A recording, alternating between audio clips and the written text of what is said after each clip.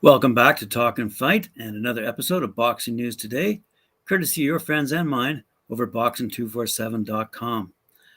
Starting off with today's headlines, we see that a couple of fighters out of DKO Management all came out victorious with 4 knockouts in Newark, New Jersey, and an unanimous decision out of Manchester. So we see that at a card at the Robert Treat Hotel in Newark, super middleweight Elvis Figueroa, super featherweight William Foster III, junior welterweight Jeffrey Torres, and featherweight Felix Perilla all scored impressive stoppage victories on the weekend. Figueroa stopped Arsenio Hall at 39 seconds of round 2. Figueroa dropped Hall twice in the opening round and dropped Hall for a third, and the fight was stopped. Figueroa of New Haven, Connecticut is now 9-0 with 6 knockouts. Hall was stopped for the first time and is now 3-5. Foster moved to 13-0 with 9 knockouts by taking out Pedro Hernandez in the opening round. Foster scored 1 knockdown, and the New Haven native will look for a high-profile fight in the beginning of 2022. Torres dropped Rozeki Cristobal 3 times in his second-round stoppage to improve to 9-1 with 5 knockouts. Cristobal falls 15-6. Perilla went 2-0 with 2 knockouts as he just needed 45 seconds to take out Dakota Laster. Figueroa, Foster, Torres, and Perilla are all co-managed by Marilyn Rosa, trained by Luis Rosa, and are promoted by KO Night Boxing. Over at the SNHU Arena in Manchester, Nelson Perez remained undefeated with a 4-round unanimous decision over Raimundo Rios in a junior welterweight bout. In round 1, Perez dropped Rios with a left hook. In round 2, Perez sent Rios down again with another left hook and won the fight. Perez, 140 pounds of Marlborough, Massachusetts, won by scores of 40-34 on all cards and is now 5-0. Rios, 139.6 pounds out of Mexico, is 3-8-2. Congratulations to all those fighters out of the DKO Management camp. Elsewhere on the weekend, we see fighting out of Atlanta. Good card out of Atlanta. We saw rising prospect Najee Lopez move to 2-0 with 2 knockouts, and he continues to turn heads as a professional. He scored a dynamic second-round knockout last Friday night. That's Friday, November 19th, against Anthony Holloway, who's now 3-1-2 with 3 knockouts. The 4-round bout has the main event and took place at the Buckhead Fight Club in Atlanta, Georgia, which was Lopez's hometown, and was promoted by Gary Jonas of Pro Box Promotions. I'm coming fast and hard at cruiserweight. People will soon mention me in the likes of Usyk and Evander Holyfield, said Najee Lopez. Remember, he's 2-0. After getting a knockout win that saw his opponent fall through the ropes. He continues, my team really expected to get more rounds out of this guy, but I knew I was going to stop him early, Lopez said. I'm humble, but I know what I want from the sport, and now it's just about getting there. The first step is winning, and the second is winning in good fashion. There's a lot of work to be done, but I'm ready for whatever my team has in store for me. Woo, good for him. Jack Massey faces Bilal Lagoin for the IBO World title this Friday in Bolton over in the UK.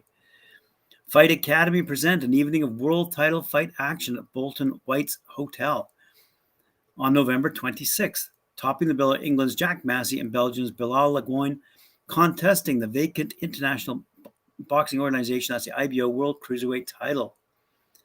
Chief support sees England's Mark Jeffers and Belgium's Michel Garcia fight for the vacant WBO Global Super Middleweight title, and Scotland's Nathaniel Collins defending his Commonwealth Featherweight title against South Africa's Thembani Magantha.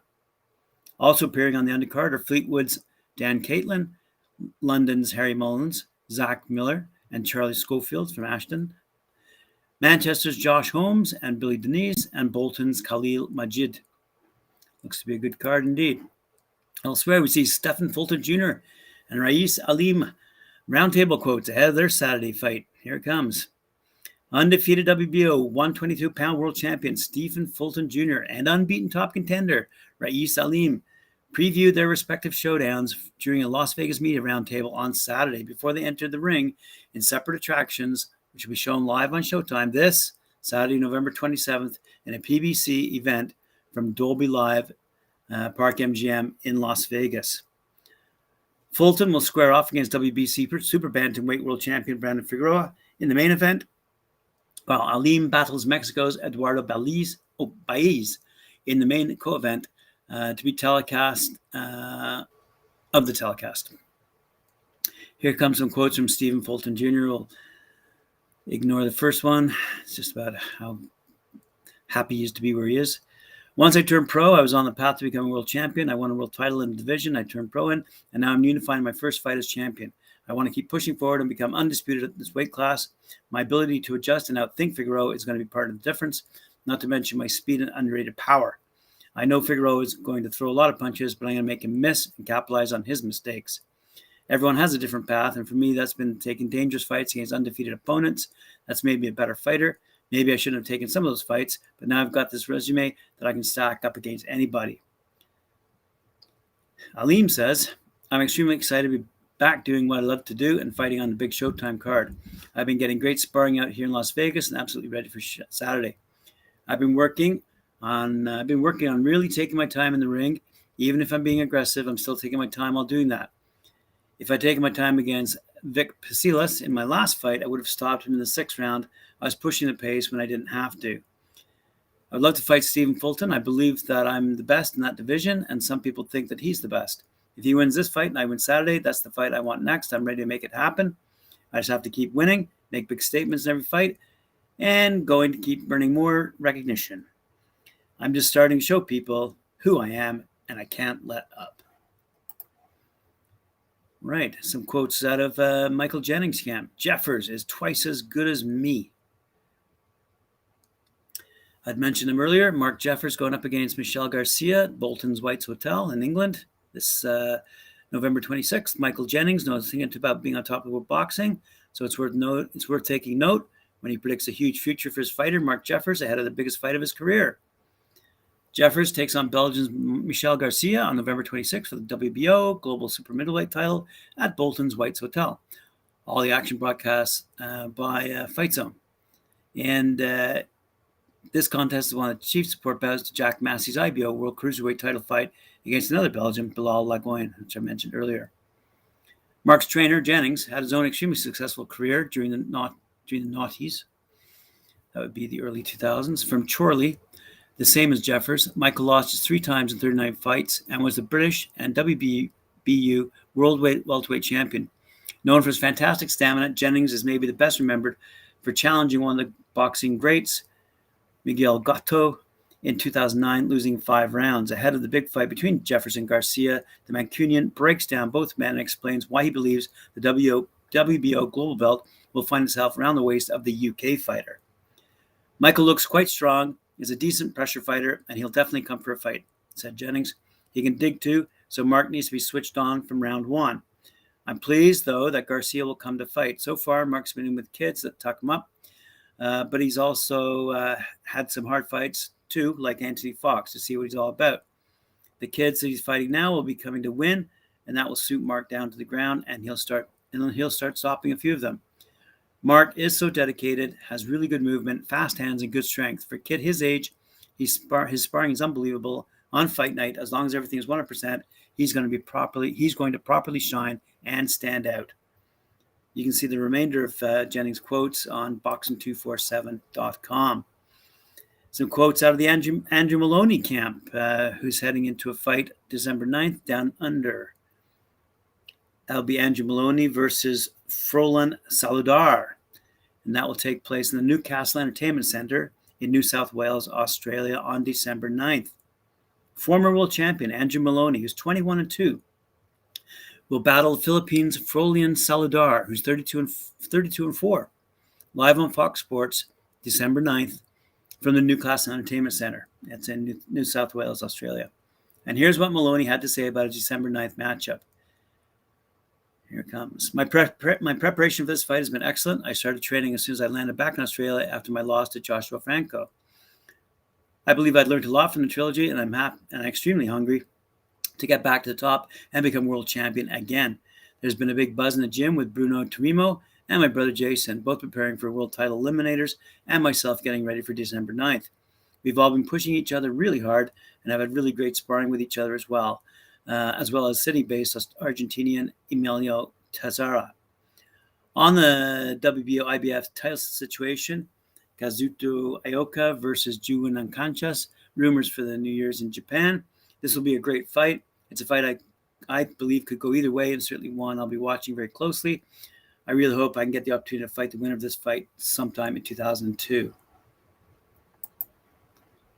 Elsewhere, we see that Terence Crawford says he's on a different path to Josh Taylor, despite the talk of a future world title showdown. Crawford defended his WBO welterweight championship and his status of one of boxing's pound-for-pound stars by becoming the first man to stop Sean Porter on Saturday night down in Las Vegas. The three-weight world king has previously been linked with a future fight against Taylor, who has emulated Crawford by collecting every world title at super lightweight. But Crawford told Sky Sports, down the road, maybe we can visit that fight, but right now he's got business to take care of. After that, then who knows? But right now he's at 140 pounds, I'm at 147, and I'm looking at unification fights, and therefore we're on different paths right now until we meet up. Taylor, who faces WBO mandatory challenger Jack Catterall in Glasgow on February 26th, was ringside to watch Crawford. A brilliant performance. It kind of unfolded the way I thought it was going to unfold. Taylor told Sky Sports, I knew it was going to be a tough fight for Crawford in there.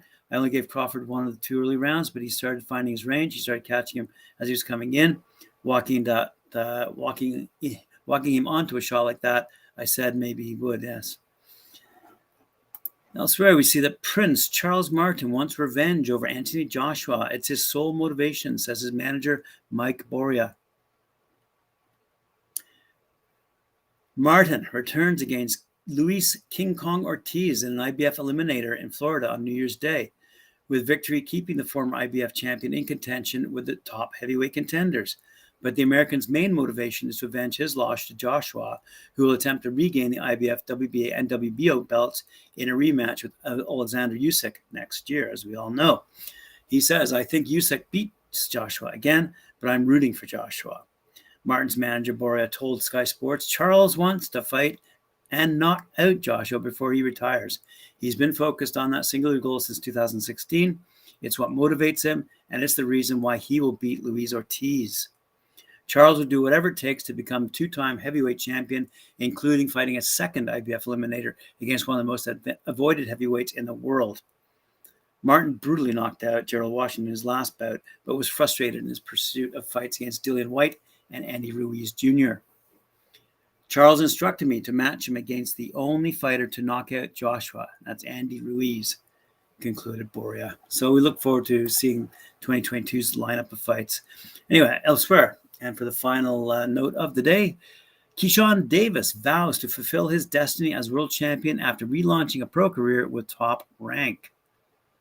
The talented 22-year-old showcased his dazzling skills at the summer's Tokyo Olympics, returning with a silver medal after he emerged with credit from a lightweight final against the revered Cuban Andy Cruz. Davis was predictably in demand with Top Rank, winning the battle for his signature, while his older brother Kelvin Davis also committed his future to the promotional team. You can hear the excitement in the voice of Davis as he speaks about the next step in an already successful boxing career. The Virginia, U.S. native known as the Businessman has no doubts that Top Rank were the right fit for him and his boxing family, now that his amateur days are behind him. And Davis told Sky Sports, I feel like other promoters were just interested in me, but I carry a brand with my brothers, our brand DB3. I feel like Top Rank was a no-brainer. They understood the importance of the brand, and they gave us a great deal, which is undeniable. And congratulations to him, and we'll look forward to seeing him in the ring. Thank you very much for joining me. Appreciate it. Appreciate all the likes, share, subscribe, by the way, and hit that notification bell to hear when I'm coming up next, and we'll see you tomorrow for sure.